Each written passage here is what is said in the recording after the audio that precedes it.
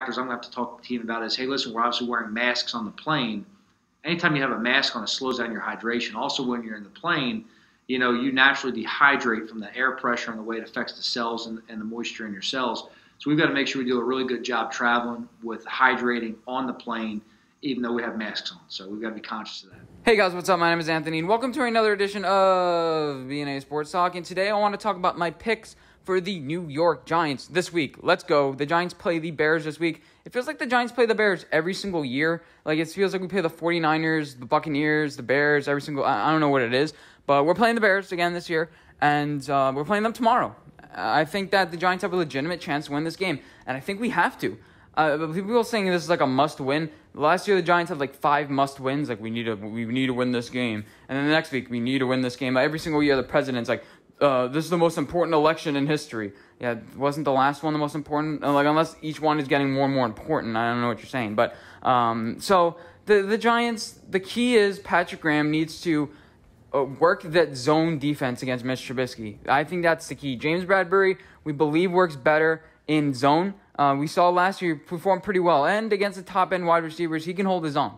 He's not going to be a lockdown corner like a Stephon Gilmore. But then again, guys like Stephon Gilmore still get help over the top. But I think that James Bradbury needs to find success in the zone this week. But that's a problem because our second cornerback, Isaac Yiadom, maybe Corin Ballentine could be potentially better in zone. We haven't seen him much in a zone system. He definitely can't man up against Allen Robinson, I can tell you that much.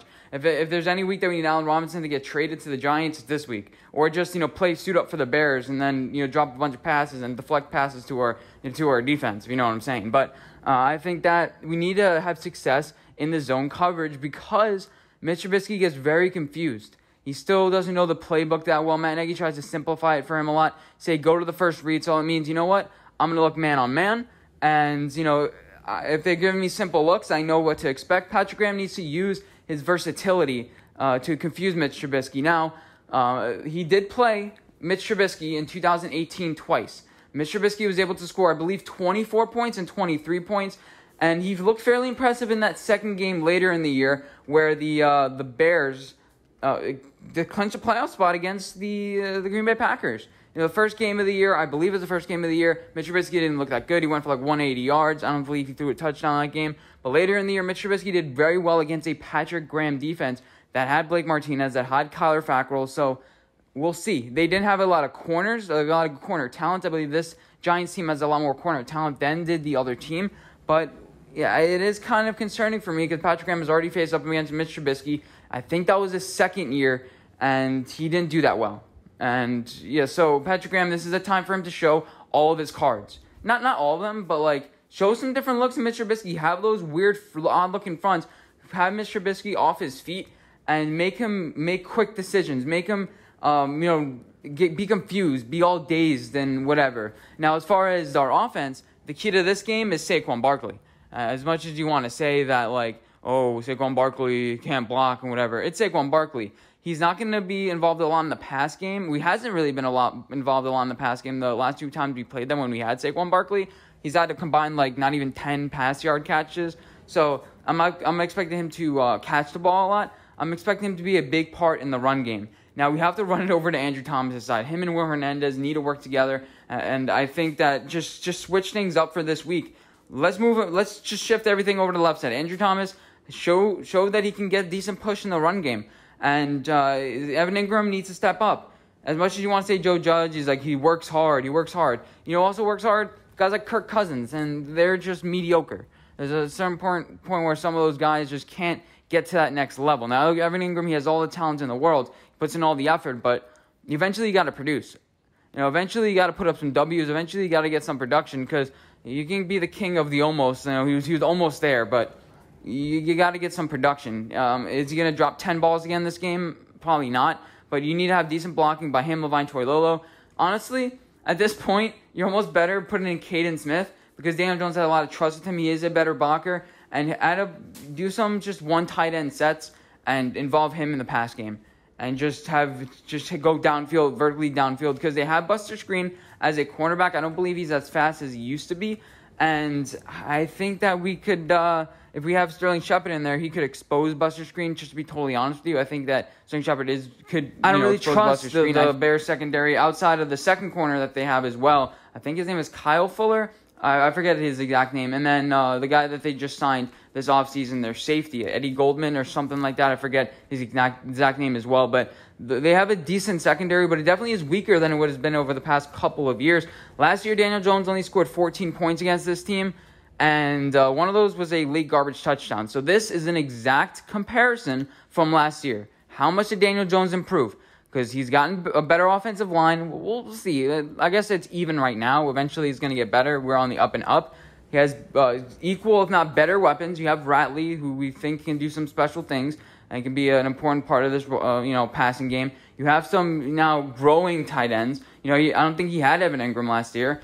And now you also have a healthy Saquon Barkley. I don't believe he had a healthy Saquon Barkley last year. He might have. But, he did. But, we have everyone healthy. Everyone pretty much is healthy. We have a whole unit of offensive linemen, and we'll see how he does. And it's, again, a direct comparison from last year. Now, if we don't win this game, and I'm not picking us to win this game, I like the Bears in this situation because they had more time to prepare. It seems like they have our number a little bit. I have them winning 23-17. Now, what would be the repercussions of losing this? It's a game I feel like we have to win.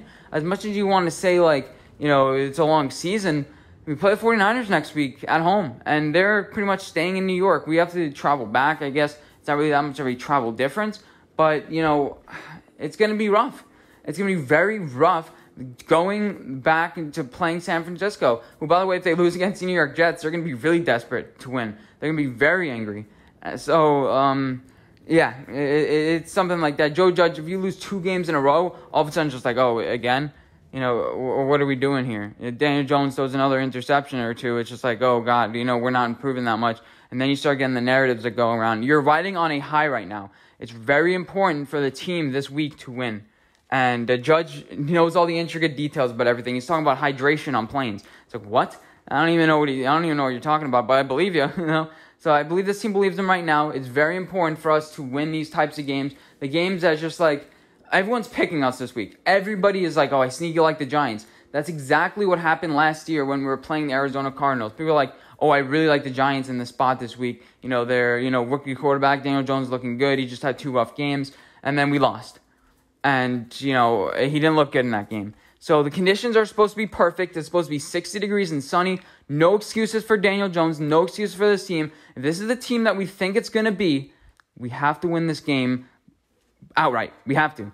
Because Mitch Trubisky didn't look good. We have better coaching than this team, and we believe that we're heading in the right direction. And the Bears last week, they only looked good in the fourth quarter. So the defense has to hold like it hasn't had in the past, just not tackling people. It's just like, tackle the guy. He's right there. Missing tackles. Last week, we didn't have a lot of missed tackles. But, yeah, that's pretty much all I have to say about the Bears-Giants game. Again, I'm picking the Bears to win 23-17, but that's just me jinxing the Giants. But hope you guys enjoyed this video. Let me know what you guys think, and I'll see you guys in my next video. Bye, guys.